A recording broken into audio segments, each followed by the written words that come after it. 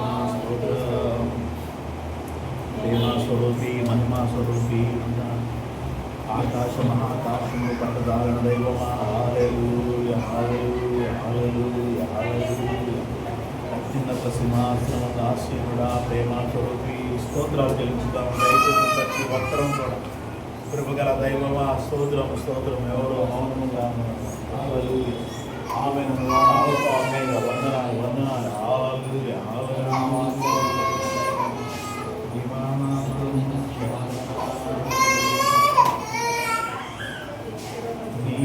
సన్నిధే విన్నిది దేవా నీ సన్నిధే విన్నిది దేవా పరుగున వచ్చా చూడాలని పరుగున వచ్చా నిన్ను చూడాలని స్వరం వినాలని నీ స్వరం వినాలని స్వరం వినాలని నీ స్వరం వినాలని రాజా యేసు రాజా రాజా యేసు రాజా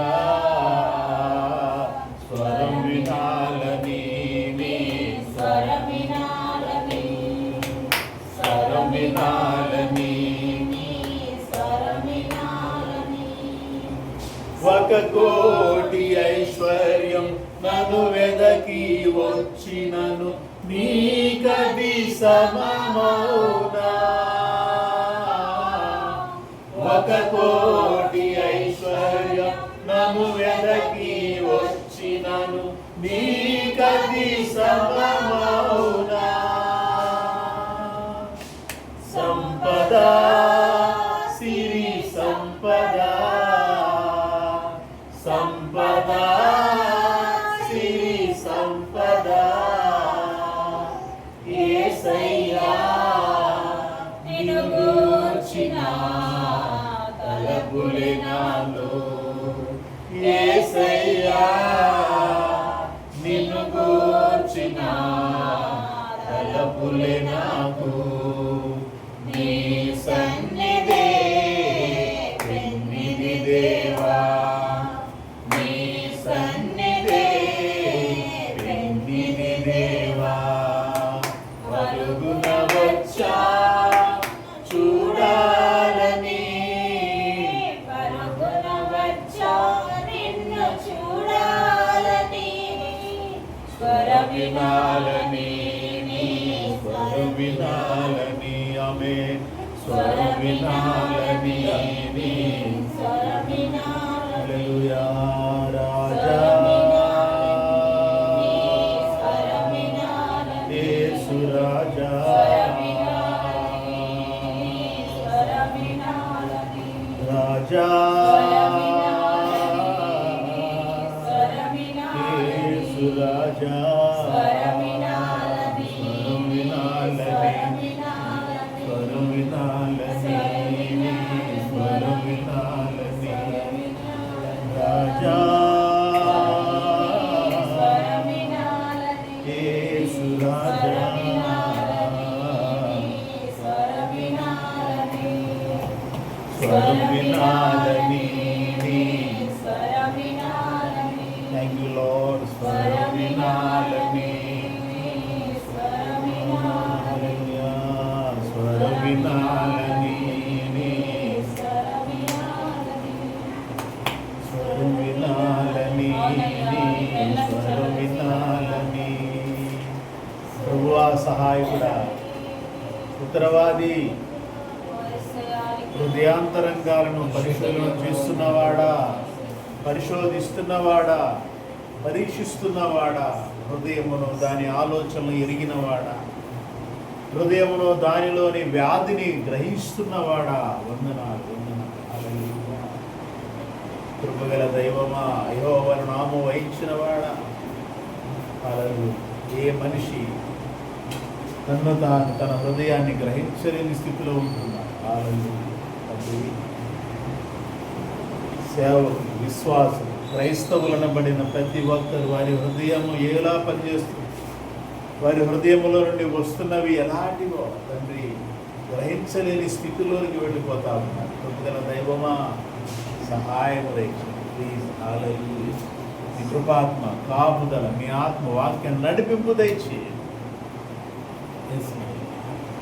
ఆమె నన్నువాడు ఆల్ఫా ఒమేగా వందనాలు వందనాలు హల్లెలూయా హృదయమును గ్రహించువాడా నన్ను గ్రహిస్తున్నవాడా నన్ను పరిశీలిస్తున్నవాడా నన్ను పరిశోధిస్తున్నవాడా పరిశీలిస్తున్నవాడా నీకు నన్ను పరిశీలించి తెలుసుకున్నా హల్లెలూయా నాకు సహాయం నీ సహాయం కావాలి పరమ తండ్రి హల్లెలూయా స్తోత్రం హల్లెలూయా హల్లెలూయా నా ప్రాణమా నా అంతరంగమా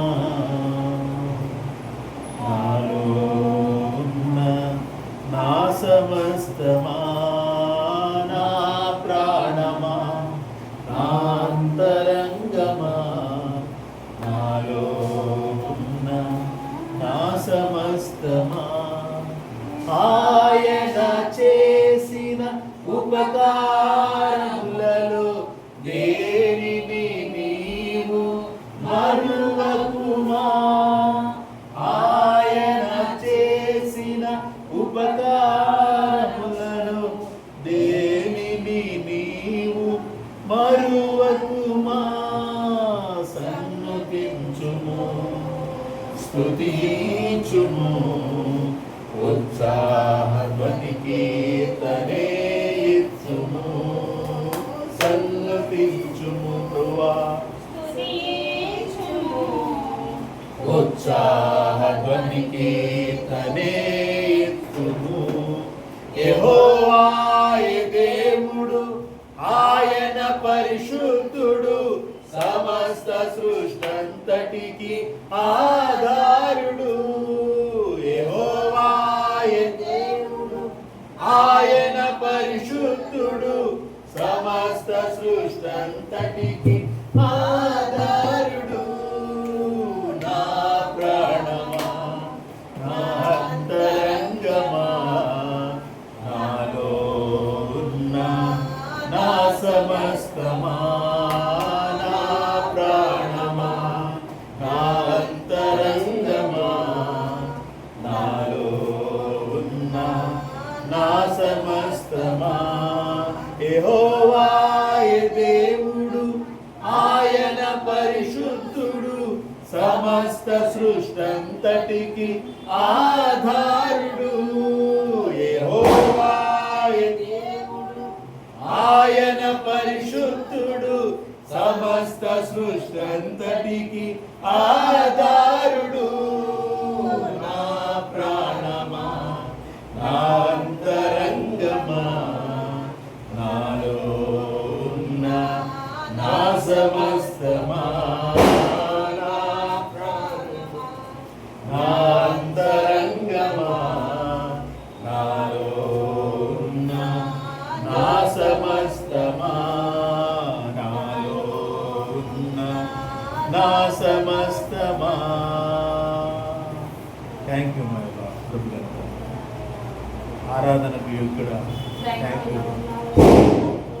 దయతో మన్నించి మీ కృపలో వర్ధలచ్చు ప్లీజ్. హృదయ అంతరంగ స్వభావాన్ని ఎరిగిన వాడా మీకు మహిమ ఘనత ప్రభావాలు చెల్లిస్తున్నాం. Hallelujah hallelujah. Thank you. సహాయం ప్రార్థన చేద్దాం. ఆత్మతో సత్యముతో ఆరాధన నడిపించిన దేవాది దేవునికి కృతజ్ఞతాస్తుతులు చెల్లిస్తూ మనం ప్రార్థన పరిశుద్ధుడా స్తోత్ర మహాగణుడ మహోన్నతుడ కృపగల తండ్రి సహాయం నజరేయుడైన యేసునామములో మీకు స్తుతులు స్తోత్రములు చెల్లిస్తున్నాం తండ్రి. Thank you lord. పాటల పాటకు మంచి కంఠం ఇచ్చినందుకు వందనాలు. ఆత్మతో సత్యముతో ఆరాధన నడిపించినందుకు స్తోత్రాలు. మీ కృపాత్మతో మమ్మల్ని అభిషేకించినందుకు వందనాలు వందనాలు వందనాలు. సహాయం తెచ్చింది. కీర్తన భాగం నుంచి మాతో మాట్లాడారు. సహాయం తెచ్చింది. కీర్తన భాగం చదువుతున్న బిడ్డపై మీ ఆత్మను ఉంచండి. మీ కృపలో వర్ధల చేయండి ప్లీజ్. మీ పరిచయలో వాడుకొని మీ నామానికి మహిమ తెచ్చుకోండి. Thank you lord. ఈ యొక్క ఆరాధన అంతా మీ కృపాత్మకు మీ కృపాచోదులకు అప్పగిస్తూ యేసునామములో ప్రార్థిస్తున్నాను లోకపు తండ్రి. Amen. Praise the Lord. Hallelujah. నీతి స్వరూపణ యెహోవా ఘనమైన నామానికి మహిమ కలుగును గాక. దేవుని నామమునకు వందనాలు. కీర్తనలు 15.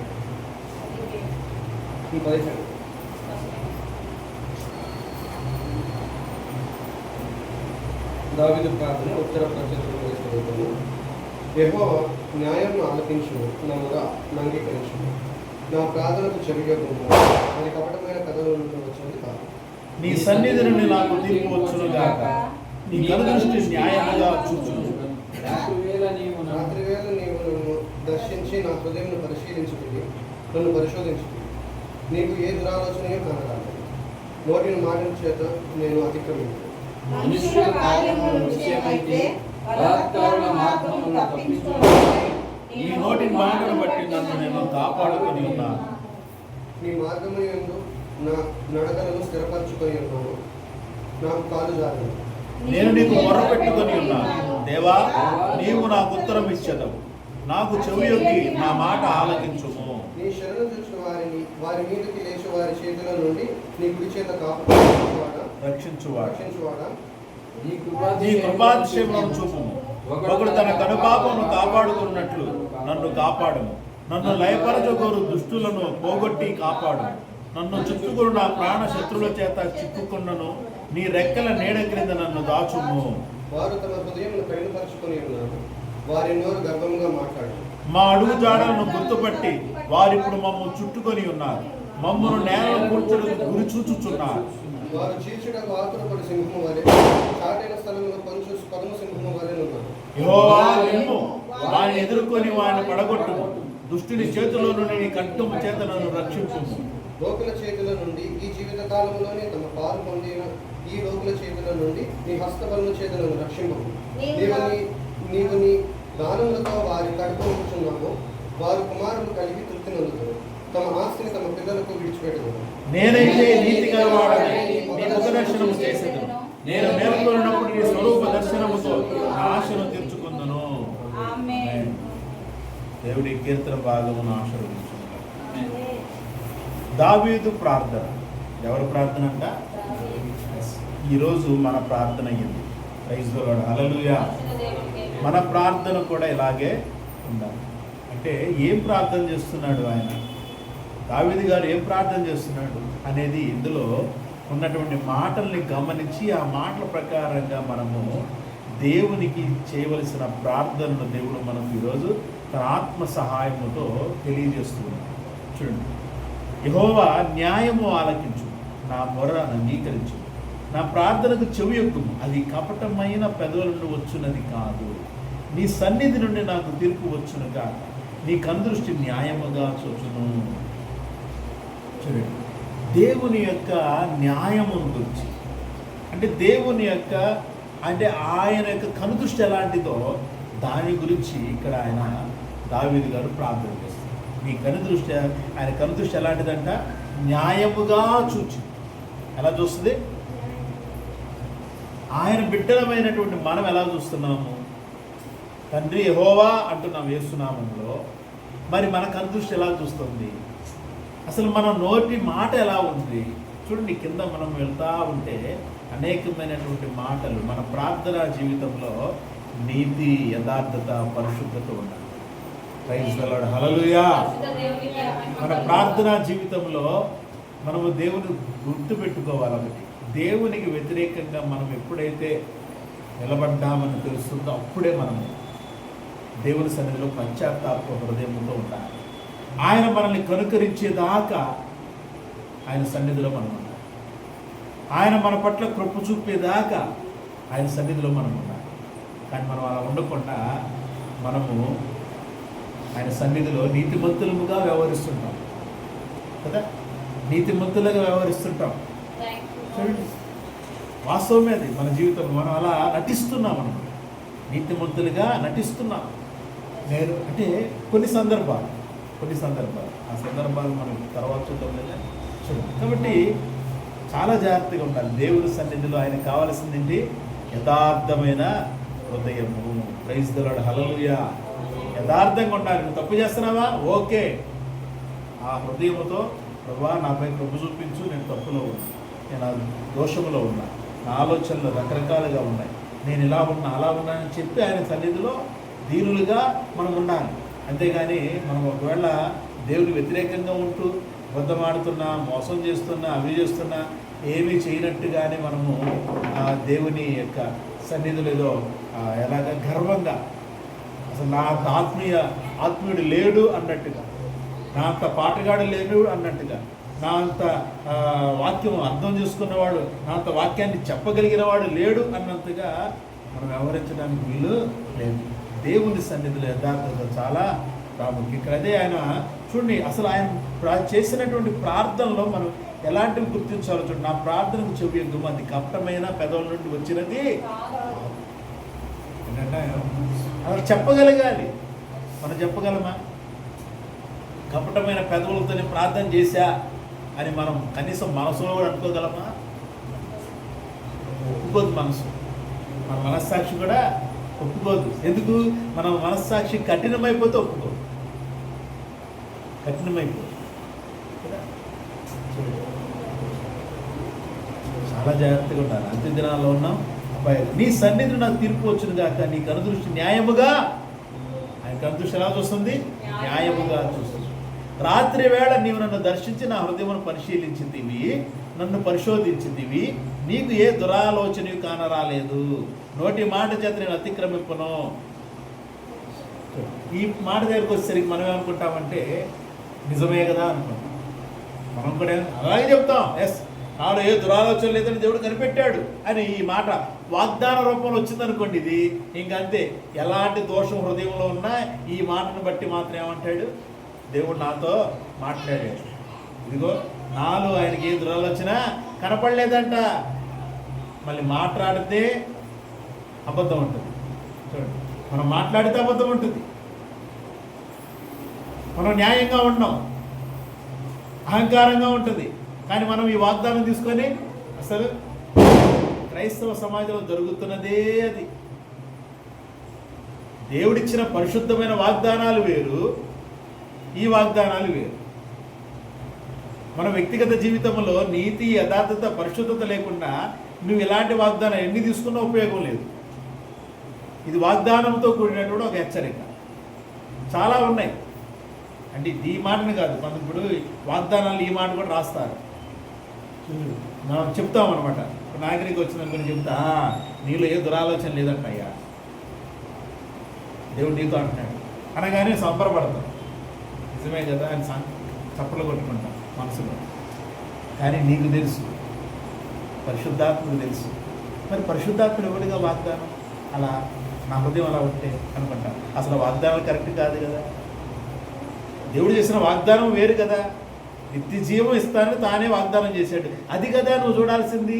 దానికి సంబంధించి నీ జీవన విధానంలో ఉండాలి కదా మార్పులు. నిత్య జీవంలోకి వెళ్ళాలంటే నీతి, యథార్థత, పరిశుద్ధి 3 కావాలి. వాగ్దానాలు కాదే. నిత్య జీవం అనే వాగ్దానం నెరవేర్చుకోవాలి, అది ఈ వాగ్దానం కాదు. కాబట్టి మనం ఆలోచన విధానం మారాలి. చూడండి, ఆయన అంటున్నాడు, పరిశీలించావు, పరిశోధించావు, నాలో నీకే దురాలోచన కాని రాలేదు, నోటి మాట చేతని అతిక్రమింపను. ఏంటంట, నోటి మాట చేత నేను అతిక్రమింపను. మరి మనం నోటి మాటతో అతిక్రమిస్తున్నాం కదా. కాబట్టి మనల్ని మనం పరిశీలన చేసుకోవాలి. ఆయన పరిశీలన చేస్తూనే ఉన్నాడు. పరిశీలన చేస్తూ ఉన్నప్పుడు మనకు వాక్యాలు ఇస్తున్నాడు. వాక్యాలు ఇచ్చినప్పుడు మనం మార్చుకోవాలి. మనం మార్చుకోకుండా మనం ఏమనుకుంటున్నాము, అతిక్రమంలోనే ఉంటూ నేను కరెక్ట్గానే ఉన్నా అనుకుంటున్నాను. అది మనం సరి చేసుకోవాలి. చూడండి, తర్వాత మనుష్యుల కార్యముల విషయమైతే బలత్కారం మార్గంలో తప్పించుకొనుటకై నీ నోటి మాటను బట్టి నన్ను నేను కాపాడుకుని ఉన్నాను. ప్రైజ్ ది లార్డ్, హల్లెలూయా. ఎంత అద్భుతమైనటువంటి మాట. మనుషుల కార్యముల విషయమైతే బలత్కారముల మార్గమును తప్పించుకొనుటకై, బలత్కార మార్గం తప్పించుకోవడానికంట నీ నోటి మాటను బట్టి నన్ను నేను కాపాడుకున్నా. అంటే అర్థమేంటండి? అంటే ఏంటి? దేవుని ఆజ్ఞలు పాటించేవాడు బలాత్కారులతో కలవడు. వారు చేసేటటువంటి కార్యాలు ఏవైతే ఉన్నాయో అంటే దేవుని మాటను బట్టి బలాత్కారులు చేసే కార్యాల నుంచి తప్పించుకుంటాడు. బలాత్కారులు అంటే హంతకులు, దోచుకునేవారు, దొంగలు, ఇతర దేవునికి వ్యతిరేకులు. కాబట్టి యెహోవా మాటను బట్టి దేవుని వ్యతిరేకులతో మనం కలిసి జీవించాలా? ఆయన మాటను బట్టి మనం దాన్ని తప్పించుకోవాలా? అది వివేచన కావాలి. మనం అనుకునేది ఒకటి, మనం అనుకుంటాము ఇది కరెక్ట్, అది కరెక్ట్ అని. కానీ ఏది కరెక్ట్ ఏంటనేది దేవుని వాక్యాన్ని బట్టి మనము నిర్ణయం తీసుకోవాలి. ప్రైజ్ ది లార్డ్, హల్లెలూయా. దేవుని వాక్యాన్ని బట్టి మన నిర్ణయాలు ఉండాలి. మనుషుల కార్యముల విషయమైతే బలాత్కారం మార్గములను తప్పించుకున్నటకై బలాత్కారుల మార్గములు ఏంటి? చాలా దేవుని మాటను బట్టి తెలుసుకొని దాని నుంచి కాపాడుకోవాలి మనం. తర్వాత నీ మార్గములను నా నడకలను స్థిరపరచుకొని ఉన్నాను, నాకు కాలు జారలేదు. ఆయన మాటను బట్టి ఏంటంటే మార్గం చూడండి, నీ మార్గముల యందు, దేవుని మార్గముల్లో తన నడకలను ఏం చేసుకున్నాడంట? స్థిరపరుచుకున్నాడు. మరి మనం స్థిరపరుచుకున్నామా దేవుని మార్గంలో? మనం వెళ్ళేది ఒక మార్గం అయితే దేవుని మార్గం అంటాం. దానికి మనం ఇంకో ట్యాగ్ ఏం మనం యాడ్ చేస్తామంటే పర్వాలేదు అనే ట్యాగ్ అలా దానికి యాడ్ చేస్తాం. ఏం పర్వాలేదు, ఇది తప్పు కాదు, ఇది మోసం కాదు, ఇది దోషం కాదు అంటే మనకు మనమే. ఇలాంటి ఆలోచనలతో ఉండి మనం ఏం చేస్తున్నాం? మార్గాల్ని తప్పిపోతున్నాము. మనం చాలా దేవుని సన్నిధిని కోల్పోతున్నాం, దేవుని ఆత్మను కోల్పోతున్నాం, దేవుని వాక్కులను కోల్పోతున్నాం. కాబట్టి మనము సరి చేసుకోవడానికి చేయవలసిన ప్రార్థన, దేవా నేను నీకు మొరపెట్టుకొని ఉన్నాను, దేవా నీవు నాకు ఉత్తరం ఇచ్చదు, నాకు చెవియొగ్గి నా మాట ఆలకించుము, నీ శరణు వచ్చిన వారిని వారి మీదకి లేచి వారి చేతులను నీ కుడి చేత రక్షించువాడా, నీ కృపాతిశయములను చూపుము, ఒకడు తన కనుపాపను కాపాడుకున్నట్లు నన్ను కాపాడుము. దేవుని సన్నిధిలో నువ్వు చేయవలసిన, నేను చేయవలసిన ప్రార్థన. ప్రైజ్ ది లార్డ్, హల్లెలూయా. దేవుడు తన కనుపాపను కాపాడుకున్నట్లంట నన్ను కాపాడు, ఒకడు తన కనుపాపను కాపాడు నన్ను కాపాడు. అంటే దేవుడు అలా మనల్ని కాపాడాలి. అందుకని నిన్ను ముట్టినవాడు నా కనుగుడ్డును ముట్టినవాడు ఒకటే అన్నాడు. ఎవరికి మాట, ఎవరికి వాగ్దానం? నిజంగా ఆయన సన్నిధిలో నీతిగా, యథార్థంగా, పరిశుద్ధంగా ఉండేటటువంటి భక్తుల విషయంలో నెరవేరింది. గుర్తుపెట్టుకోవాలి, చాలా జాగ్రత్త. అంటే ఎలా నెరవేరింది? ఎస్, దేవుని చిత్తమైతే ఓకే. అంటే ఒక నిర్ణయం తీసుకుంటాడు, అబ్బో నా కనుగుడ్డును ముట్టాడని చెప్పి వానికి ఏం తీర్పు ఇవ్వాలో ఆ తీర్పును దేవుడు సిద్ధపరిచి ఉంచాడు, అదే ఇస్తాడు. ఆయన కనుగుడ్డును ముట్టిన వాడికి ఏం తీర్పు? ఎవడైనా ముట్టగలడా? ఆయన ముట్టుతున్నాడంటే అర్థం ఏంటి? దేవునికి ఎంత వ్యతిరేకంగా తయారైతే దేవుని కనుగుడ్డును ముట్టడానికి ప్రయత్నం చేస్తాడు. కాబట్టి ఇలాంటి మాటలన్నీ కూడా మన ఆత్మీయ జీవితంలో నూరంతలుగా ఆశీర్వదించడానికి మనకు ఉపయోగకరంగా మన ముందున్నాయి. వాటిని మనము వదిలిపెట్టకూడదు, విడిచిపెట్టకూడదు, ఏమాత్రం మర్చిపోకూడదు, జాగ్రత్తగా ఉండాలి ఆయన సన్నిధిలో. చూడండి, నన్ను లయపరచగోరు దుష్టులను పోగొట్టి కాపాడము, నన్ను చుట్టుకోను నా ప్రాణశత్రుల చేత చిక్కకుండాను, నీ రెక్కల వెనుక నన్ను రాచు. వారు గర్వంగా తయారవుతున్నారు, తమ హృదయం కఠినపరుచుకొని ఉన్నారు, నోరు గర్వంగా మాట్లాడతారు, మా అడుగుజాడను గుర్తుపట్టి వారి ఇప్పుడు మమ్మల్ని చుట్టుకొని ఉన్నారు. చూడండి, అంటే ఇలాంటి శత్రు సమూహం. ఎవడ శత్రువు? ఇప్పుడు భయంకరమైన దురాత్మలే మనం చుట్టుకునేది ఈరోజు దేవునికి వ్యతిరేకంగా. చూడండి, అంతే కదా, అననీయ సభ్యుల్లో దేవుని పరిశుద్ధ వ్యతిరేకంగా అబద్ధం ఆడడానికి సాతాను ప్రేమించి వచ్చేసాడు కదా. దురాత్మ వచ్చేసింది, వాళ్ళు ప్రేరేపించేసింది. అదే అంటే దేవునికి చిన్న వ్యతిరేకత, కొంచెమైన దేవుని వాక్యాన్ని విరుద్ధంగా మనం ఉన్నామనంటే మనల్ని ఎవరు పట్టుకుంటారు? వచ్చి సాతాను అని దోతలు వచ్చి పట్టుకుంటారు. మనం బయటికి రాగలమా? రావడానికి ప్రయత్నం చేయాలి. చేస్తున్నామా? అంటే ఎప్పుడు కూడా నిజం మాట్లాడటానికి, నిజంలో జీవించడానికి ప్రయత్నం చేయాలి. ఎస్, ఏ కాడికంటే మన వాక్య ప్రకారంగా దేవుని నోటి మాటలను బట్టి మన అడుగులు పెట్టడానికి తాపత్రయపడితే వాడు దూరం అయిపోతాడు.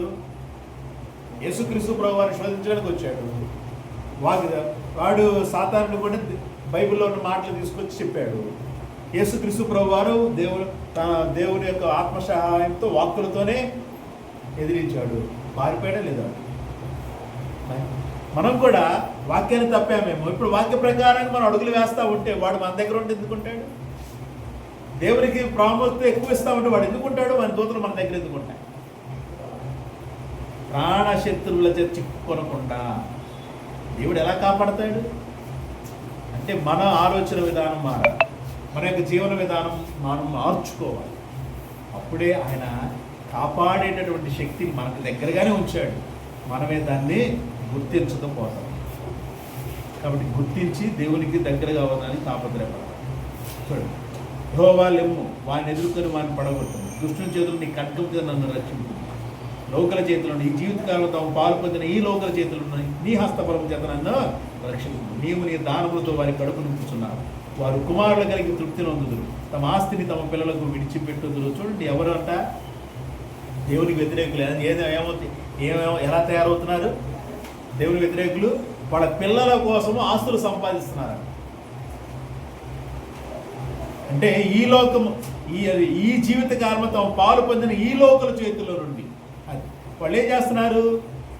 కుమారులు కలిగి తృప్తి పొందుతున్నారు, ప్లస్ తమ ఆస్తిని తమ పిల్లలకు విడిచిపెట్టుతున్నారు. అంటే అంత సంపాదించుకుంటూ ఉన్నారు, సంపాదన కోసం పరుగులు పెడతా ఉన్నారు.